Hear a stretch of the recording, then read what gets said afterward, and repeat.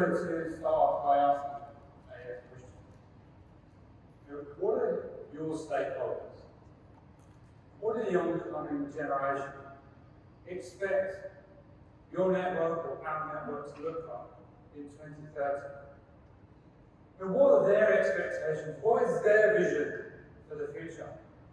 So I'm Russell Smallridge, leading the decarbonisation strategy for MEON. We're an SME based in Portsmouth, and we work with strategic network, local authorities, term maintenance contractors, line marking contractors, utility contractors. And whilst we've all got a common goal, we've all got a great goal of hitting that net zero carbon, no industry or business can tackle the climate emergency alone. It's going to need collaboration.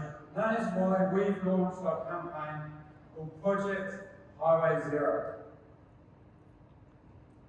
So looking into the future, I've already mentioned it, but what's it going to look like? And what is the demands of the network going to be in 2 years' time, 3 years' time, 10 years' time? The government has already announced it's going to have driverless buses on our highways in 2025.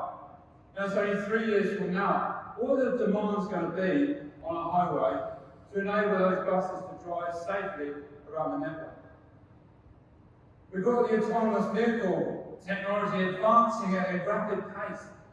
And what are the demands going to be for that? One thing that we do know is if there are going to be road markings on the road, they're going to need to be clearly visible. The vision aids on our autonomous vehicles and our vehicles are less able to see markings than the human eye. So if the human eye can't see a road marking, there's no way autonomous vehicles can see that road marking. So, looking at the national objectives, this is something we get here from National Highways. So safety of our network, it started off in 1984, the Road Safety Traffic Act. And what a great stepping stone that was to improve the safety of our highways. And then we got here, so nobody, or working on, or travelling on, our network should be seriously injured or killed. And why do we have to wait until 2040? Can we not start a bit earlier than that? And then what's our customers' expectations? The customers, our customers are expecting us to future-proof our highways, future-proof our network. And what does that look like? We don't really know. Things are going to change. We've already talked about this collaborative approach to road space. Maybe it does need human road markings. And then the delivery. Are we going to carry on delivering it the way we've always done it? Are we going to carry on, having teams of guys travelling way across the country? Or shall we just invest in local industry?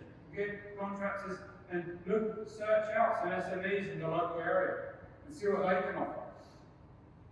There has been a bit of a challenge in this country to embrace new technologies from SMEs. So what is it delivery going to look like? So we believe we pulled together a model, and it's called the 3 principles of Project Highway Zero. At the core of every decision that we make as an industry needs to be safety, durability, and sustainability. There's 3 factors. Think about that as we walk through the rest of this presentation. But it's going to involve an education in engineering developments. Things are changing all the time. We've had it mentioned already about the introduction of graphene. Well, what can we do with graphene? That's a UK discovery. It happened in the UK. Well, why can't we embrace that and bring that, see what we can do with that? And we're going to be able to need to demonstrate whole life cost modelling. So yes, there might be a front-end increase in cost, but what's it going to look like over the next 5-10 years? How much we're going to save? We did an exercise on a junction on the M4 recently. You know, in just one junction alone, we can save £50,000 over a 5-year life cycle. And then we need to be able to calculate carbon savings. And we've had that, again, we've had that mentioned already. Included in this model, so that we're going to encourage and help the industry in repairing roads the right way and elevating standards of active travel. And finally, transforming road markings for good. And that's what I'm going to focus on today. So whilst road markings may be a very, very, very small part of your overall budget, they are there, and they are a part, and they need a change of approach. So can we deliver road markings without road works?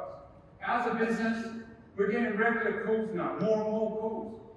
What can we do to remove gas bottles from vehicles out the network? What can we do to remove hot works? And there is a solution. You know, we talked about asphalt, haven't we? And all mixed asphalt.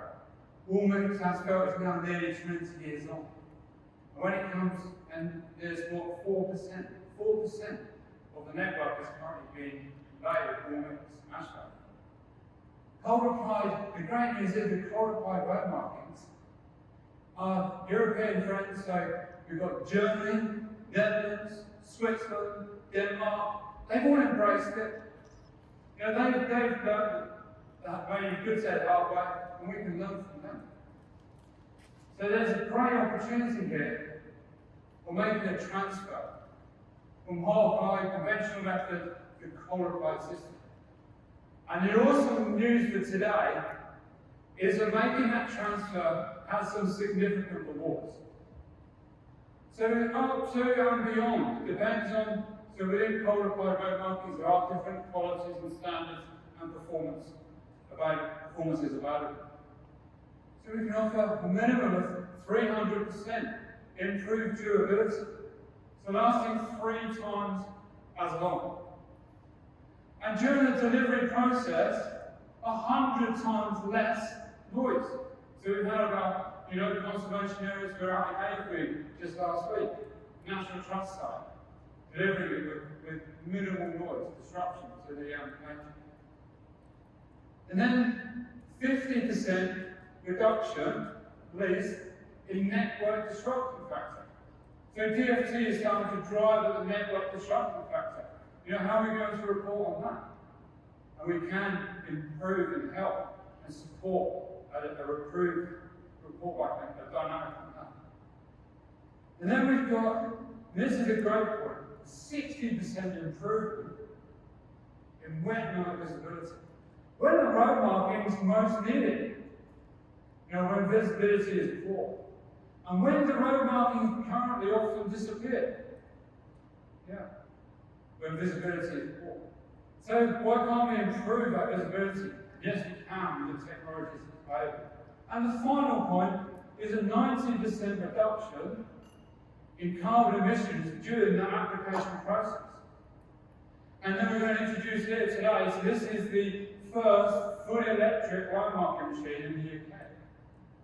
And has it been tried in this region? Yes, it has. Just in Westminster, just a few yards away from where we are today. Is it going to deliver against those metrics I've just mentioned? Absolutely. Absolutely. Can it be transported in a smaller vehicle than the great big trucks we have running around today? Yes, it can. You know, towed behind a small commercial van in a trailer? No problem at all. Electric vehicle. And so, in summary, we need to be future-proofing our network. And cold applied road markings offer great rewards. And a collaborative approach to innovation is the way forward. Thank you.